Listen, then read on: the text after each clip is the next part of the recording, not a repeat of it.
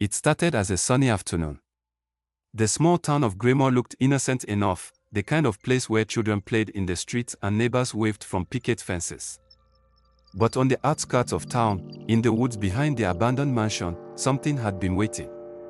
Lena had always been curious, drawn to the mansion despite the warnings.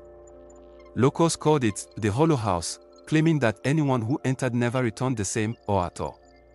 Today, the sun filtered through the trees, and Lena thought it looked like the perfect day to explore. The mansion's door hung crooked on its hinges, peeling paint flaking to the ground.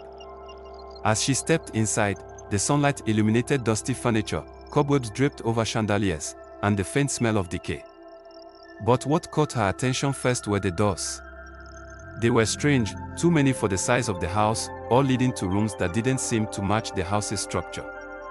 Some doors opened to brick walls, others to empty closets, and a few to dark, endless hallways that seemed impossibly long.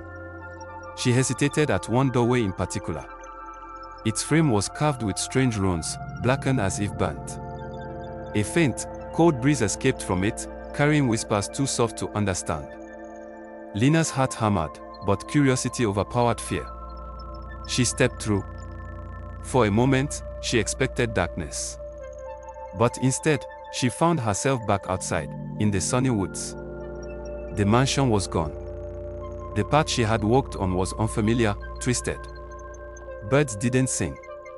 The wind carried strange murmurs that tickled her ears like teeth on skin. Confused, she tried to return to the mansion. But every tree looked the same. Every path looked back to that same spot, a strange, rotting gate in the forest. And yet, when she looked beyond it, the mansion loomed, closer than before, even though she hadn't moved. By evening, shadows began to creep across the ground. The sky burned with orange and purple, and the whispers grew louder.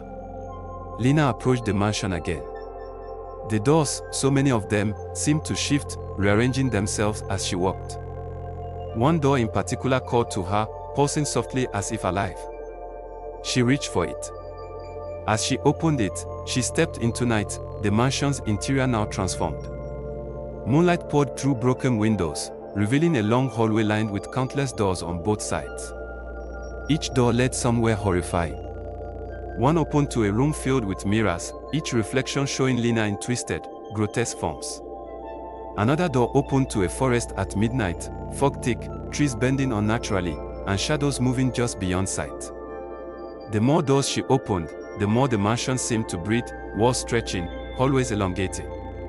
Whispers turned into laughter, mocking, sinister, coming from the doors themselves. Lena realized, with mounting terror, that the mansion wasn't just a building, it was alive, feeding on those who dared to enter. Hours, or perhaps days, passed, or maybe just moments. Time had no meaning here. Lena tried to leave, but every doorway she took returned her to the same endless hallway. The doors multiplied, and with each step, the air grew colder, heavier, pressing against her chest. And then, she saw it. A door slightly ajar, faint light spilling from its edges. She ran toward it, desperate, hope blooming in her chest. She opened it, and found herself. Another Lena stood there, smiling, eyes hollow. Behind her, doors opened and closed endlessly, leading to spaces impossible to comprehend.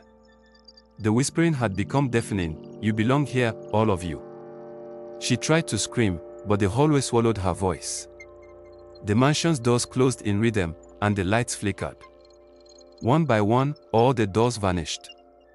All that remained was Lena, trapped in the house that was nowhere, with doors that led to nowhere, forever. And in Graymoor, the sun rose the next morning. The mansion still stood, silent. A new traveler would pass by someday, curious enough to step through the crooked doorway, and the whispers would begin again.